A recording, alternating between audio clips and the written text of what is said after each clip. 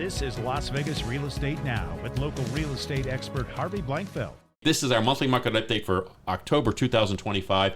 A couple things I want to remind you that the data I'm using is September data in terms of the closings. And also this is in single family homes because that's predominantly where I work.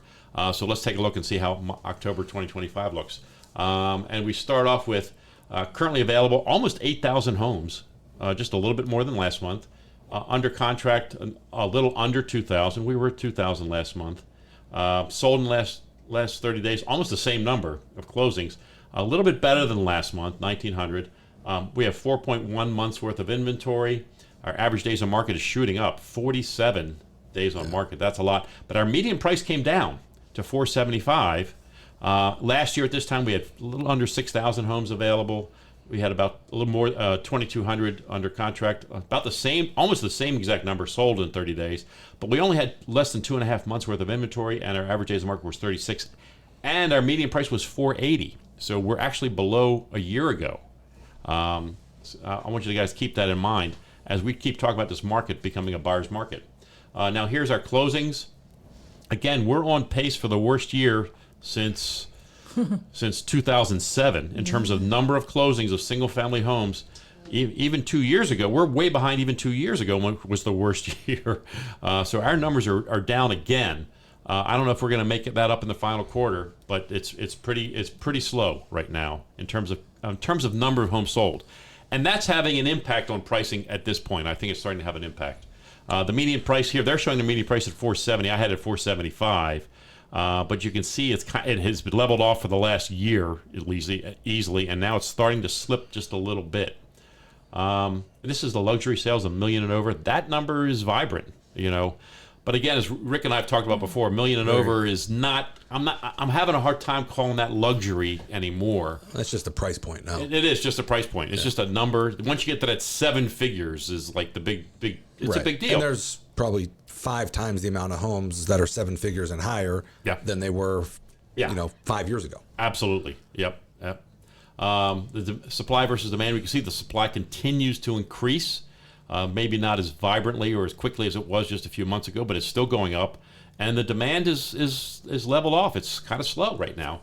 And that's a little bit, we're going into that seasonality part of it too. We're heading towards the holidays, which normally kind of chills the market a little bit, just like the weather does.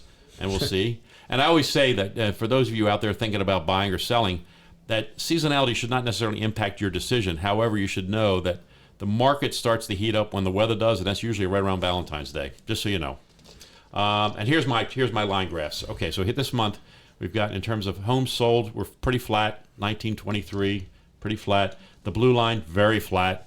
Went to 4, and I mean blue line's almost a straight line. Yeah. It started at 480 last year. It's at 475 right now, and it just fluctuated in those numbers. Now the amount of inventory, that's what's going up, and it's not going up as much as it was a few months ago, but it is still going up, nearly 8,000 in terms of available properties, and that's that's our monthly market update for October 2025. What do you think, Rick? Yeah, I mean, I think that, like you said, seasonality, we're going into the months where not a lot of homes are sold. Yeah. I will say we have some forces right now that could help us. Yeah. We have downward pricing that we've seen, and there's a lot of homes on the market. So sellers are coming to the table with contributions, paying agents. I mean, it's a good mix right now. Yep. It is definitely, in my opinion, a buyer's market. Yep. The other big factor that we're seeing it is interest rates. So interest rates have started that downward trend. We saw a rate cut. Doesn't really affect the mortgages as much, but look at the 10-year bond. It's fighting to get below 4. Yeah. And if it does, and we start seeing that downward trend a little bit more, depending on some data, if we can get the government back to work, it'd be nice to know the numbers.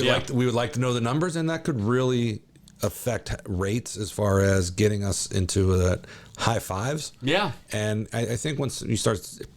5.875 is going to drive a lot of people to buy a house. Absolutely, and prices are coming down. They are coming down, and the government closing is impacting activity too. There's a lot of people who were anxious about buying, and now they're even more anxious.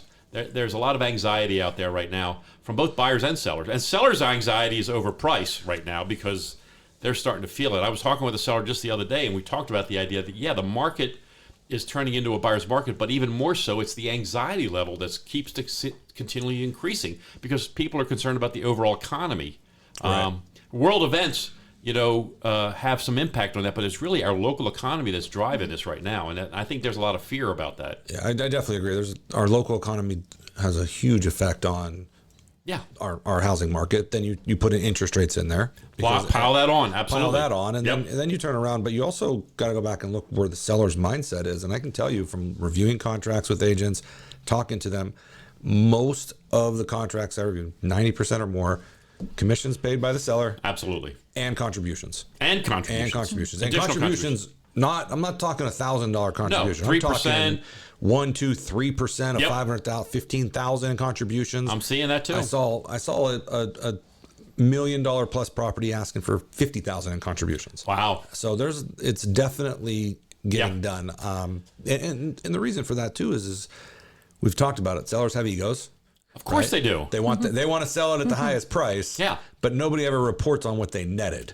Indeed. So if you were to take, here's my price, minus commissions, minus contributions, that's really like the gross sales price before you pay your your selling agent and those other fees. So you got to really look at apples to apples, but that's not what gets reported. Yeah. What gets reported is the sales price because the state collects their taxes on the high price.